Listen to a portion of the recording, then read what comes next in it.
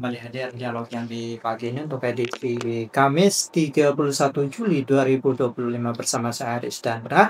Kita akan membincangkan terkait dengan hak peserta BPJS antara regulasi, pelayanan, dan keadilan publik. Dan pendengar di studio untuk membincangkan hal tersebut, di studio sudah hadir narasumber kita. Ada Bapak M. Fadli, SE MSI, beliau Kepala Keasistenan Penyelesaian Laporan Ombudsman Jambi. Selamat pagi Pak Fadli. Ya, selamat pagi. Apa kabar pagi ini? Alhamdulillah baik. Tetap semangat pastinya memberikan Pasti. informasi kepada masyarakat ya. Siap. Baik, yang kedua ada Bapak M. Aditya Hanggarimarta. Selamat pagi Pak Angga. Selamat pagi Pak. Ya, kita panggil Pak Angga aja ya. Angga aja, Pak. Baik.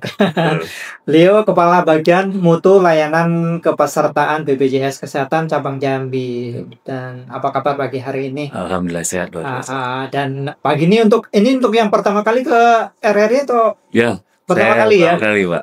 Mudah-mudahan bisa berlanjut ya Pak Insya Angga, Allah. ya? Dan memberikan informasi-informasi edukasi pada masyarakat. Siap. Gitu ya, terkait Dengan senang hati ya, Pak. BPJS Kesehatan, karena memang kalau masyarakat nih banyak yang terkadang terlalu awam ya, terkadang hanya mengikuti informasi-informasi tapi tidak mengikuti informasi-informasi yang positif gitu ya Pak Angga ya. Baik kita ke ini dulu ya Pak Angga dulu mungkin ya, mungkin terkait dengan hak peserta BPJS antara regulasi dan pelayanan dan keadilan publik. Mungkin sebelum nanti juga dari pengawasan seperti apa sih pelaporan masyarakat sejauh ini gitu ya ke Pak Fadli nanti. Mungkin Pak Angga dulu terlebih dahulu di awal. Silakan Pak Angga.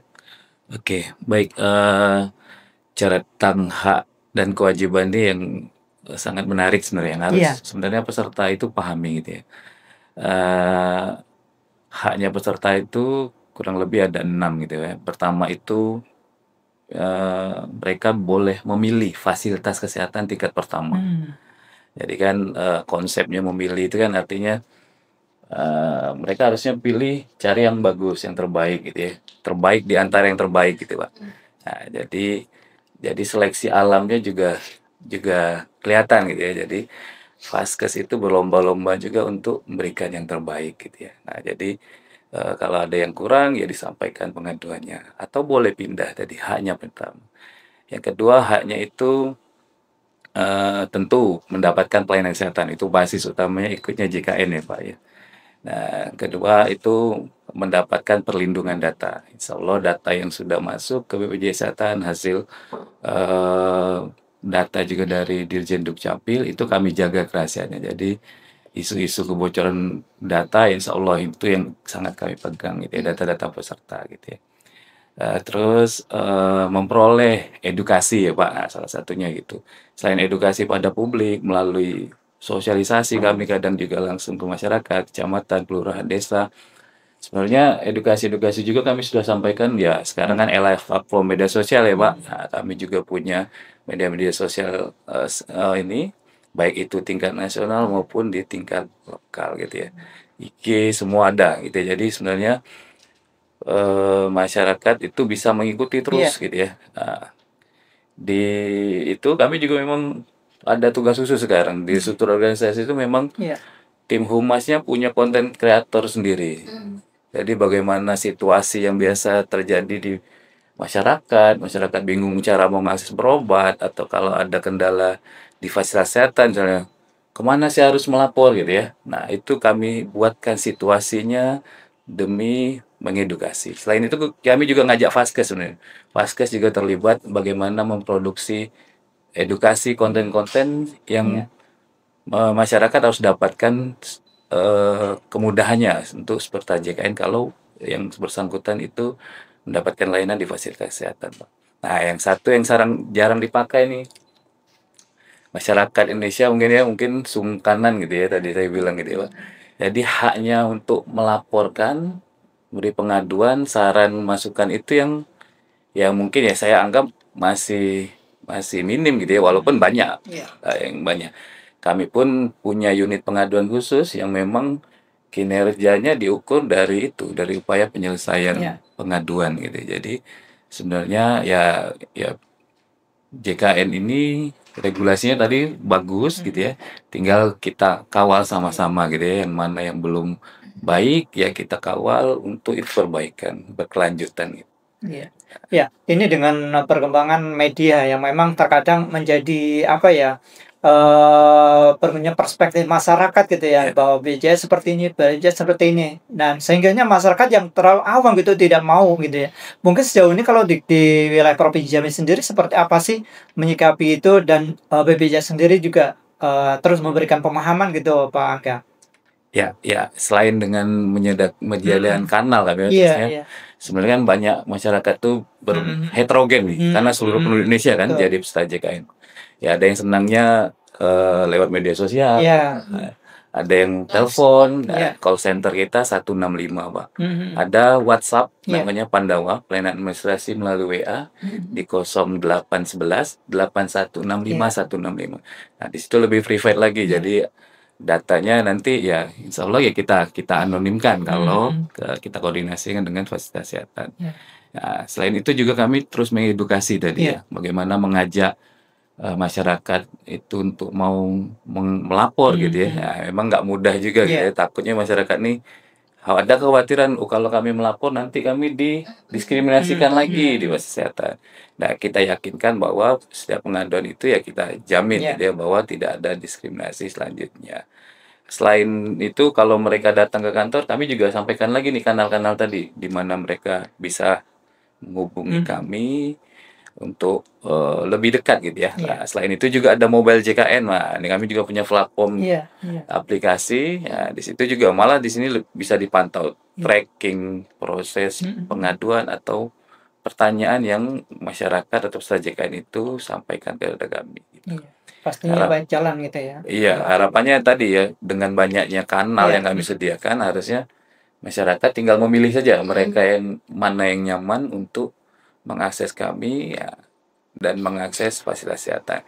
Nah, khususnya lagi kalau dulu isunya misalnya di awal-awal penyelenggaraan program masyarakat ini dipimpong kalau ada keluhan di fasilitas kesehatan suruh datang ke BPJS Kesehatan gitu ya. Nah, sekarang kami juga ada petugas BPJS 1 namanya Pak. Petugas BPJS siap membantu gitu ya. Nah, jadi brandingnya seperti itu. Jadi ada 2 petugas Pak yang ditunjuk, satu manajemen rumah sakit, satu BPJS Kesehatan. Nah, ketua petugas inilah yang fungsinya saling berkoordinasi Iya.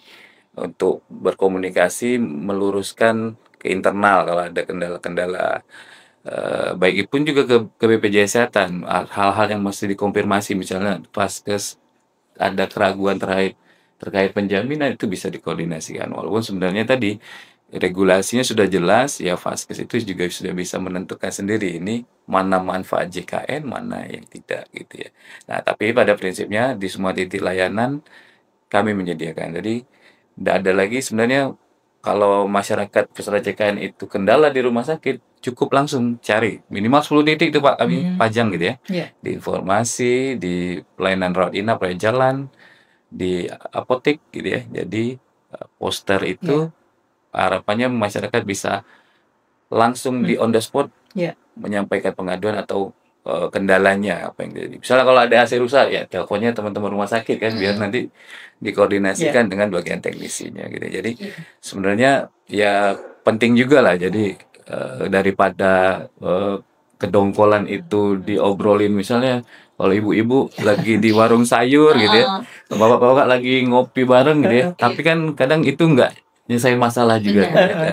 Jadi ya image-image-nya itu jadi nggak ketangkap juga gitu ya. Mungkin itu. Dan pastinya BPJS juga pastinya memberikan jalan banyak ya, lorong-lorong yang tadi disampaikan, kanal-kanal itu ya, Pak Angga Kanal-kanal ya. pengaduannya cukup banyak bervariasi kan siap. Dan mudah bisa untuk Insya didapat Allah dari mudah. masyarakat gitu ya. Ya. Baik, mungkin ke Pak Fadli, mungkin biar kita semangat lagi. Pak Fadli, tentu Ombudsman juga menjadi salah satu lembaga yang memang memberikan pengawasan gitu ya. Mungkin kalau dari Ombudsman sendiri, BPJS di cabang Jambi sendiri mungkin seperti apa sih? Sehingga ini juga pastinya bisa, kalau dari pandangan masyarakat memang regulasi sudah cukup bagus gitu ya. Tapi juga pastinya ini bisa menjadi pilot project bagi lembaga-lembaga lain tentunya untuk menerapkan ini. Mungkin seperti apa nih Pak Fadli? Terkait dengan BPJS. Iya. Ini kan merupakan salah satu lembaga yang menjadi domain pengawasan kita. Betul. Jadi karena dia menyelenggarakan pelayanan publik ke masyarakat terkait dengan pelayanan kesehatan. Nah, dari sisi pengawasan yang kami lakukan, sebenarnya BPJS ini termasuk 3 institusi yang menjadi pilot project kami pengawasan pelayanan. Nah, jadi kami itu sebenarnya membuat sebuah metode pelayanan terkait dengan penyelesaian pengaduan. Nah, kalau dalam istilah kami itu disebut dengan focal point. Nah, jadi di BPJS Kesehatan ini dari hasil pengawasan kacamata pengawasan kami dari sisi penyelesaian laporan. Jadi setiap laporan aduan masyarakat yang masuk ke Ombudsman terkait pelayanan BPJS Kesehatan, itu metode penyelesaian kami lakukan itu cukup cepat reaksinya penyelesaiannya. Jadi kita punya kanal satu cukup di grup WA saja. Ketika aduan masuk kita teruskan di situ, itu kurang dari 24 jam itu selesai semua persoalannya. Itulah kenapa kalau dari kami, menurut kami, dari segi pelayanan yang dilakukan oleh BPJS Kesehatan pada dasarnya itu sudah memenuhi semua kriteria yang ada. Nah, cuman mungkin tantangan yang ke depannya itu adalah terkait dengan edukasi, sosialisasi yang mungkin perlu kita mencari solusinya agar bisa tepat sasaran di masyarakat. Karena kami juga masih menemukan beberapa permasalahan terkait dengan masalah edukasi masyarakat tentang BPJS. Misalnya hak dia, sebenarnya kan ada 3 isu utama pelayanan BPJS nih yang secara nasional ya termasuk dijamin nih, masalah isu kepesertaan, manfaat dan pelayanan, yang terakhir itu masalah pembiayaan. Nah, ini kan masih isu-isu ini kan masih bergulir. Nah, rata-rata memang aduan yang masuk ke kita itu 3. Misalnya ada pegawai PNS misalnya anaknya lebih dari 3. Nah, dia pengen jadi peserta BPJS. Ini bingung nih. Ini kenapa tidak bisa masuk di dalam KK yang ini? Ini kenapa tidak bisa dibayar oleh ini biaya kantor misalnya. Nah, ternyata kita lihat juga di setiap paskes itu mungkin balik lagi ke sumber dayanya juga ya. Ada yang mampu menjelaskan, ada yang mampu memberikan edukasi, ada juga yang tidak. Nah, sehingga ini menjadi bola liar. Nah, makanya ini perlu juga strategi khusus juga agar bisa mengedukasi masyarakat. Nah, begitu juga dengan misalnya manfaat dan pelayanan.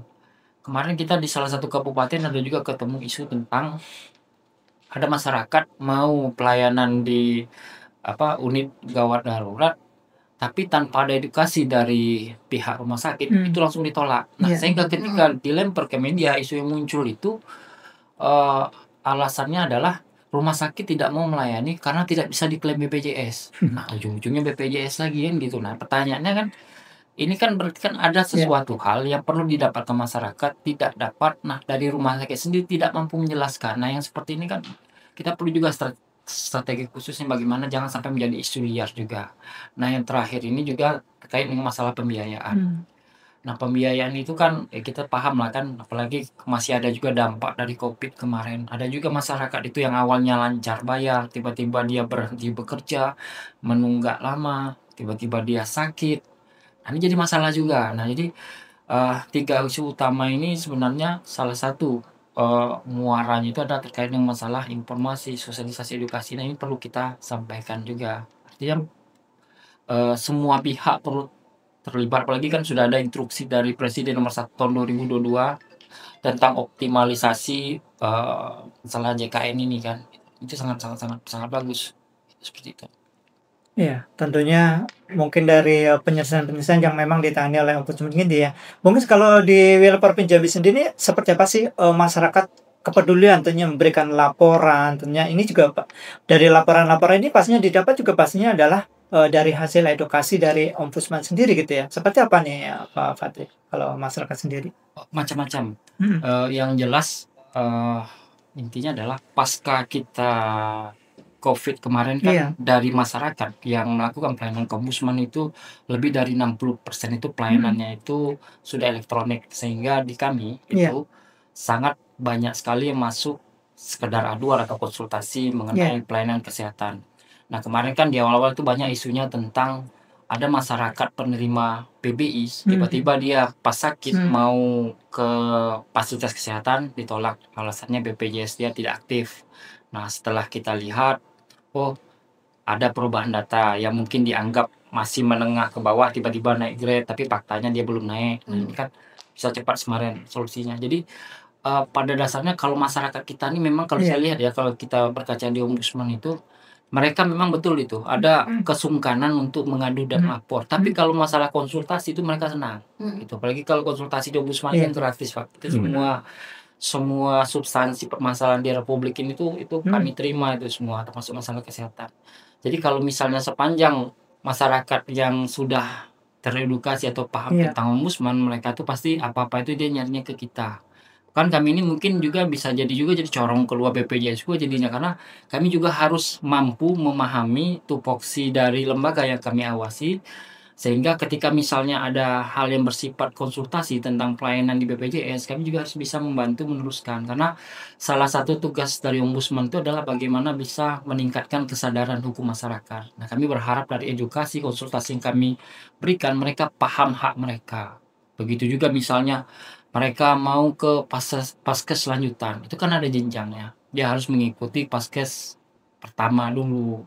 Terus yang kedua, tidak semua hal yang sakit itu bisa tiba-tiba harus masuk IGD misalnya. Ini kan bisa berpengaruh juga dari pelayanan yang diberikan, ya kan. Kalau misalnya dikatakan ada pelayanan kesehatan di rumah sakit tidak bisa diklaim BPJS, itu bukan karena tidak bisa diklaim. Itu bisa jadi karena ada prosedur yang dilewatin sehingga itu bisa menjadi fraud nantinya. Nah, kita kan sebagai warga negara yang patuh terhadap hukum, semua prosedur itu harus kita patuhi. Jadi intinya adalah masyarakat itu sepanjang dia bisa memenuhi kewajiban dia dalam pelayanan, maka tidak ada halangan untuk dia tidak mendapatkan hak dia. Poin kuncinya itu di situ. Kita ini terkadang kenapa terjadi masalah? Karena kewajiban itu yang tidak dipenuhi. Tiba-tiba pengen nuntut hak. Hak. Ini nggak bisa, dia bersyarat, Pak. Wajib dapat hak. Kalau wajib tidak dilewatin, ya hak nggak bisa didapatin. Gitu. Butuh tahapan dan juga proses gitu ya, Pak Fadli ya. Dan juga Pak Aga. Dan memang dalam mendapatkan hak ini bukan hanya serta-merta langsung gitu ya, Pak ya. Dan banyak hal yang memang harus disiapkan oleh masyarakat itu ya. Gitu ya. Baik Pak Fadli.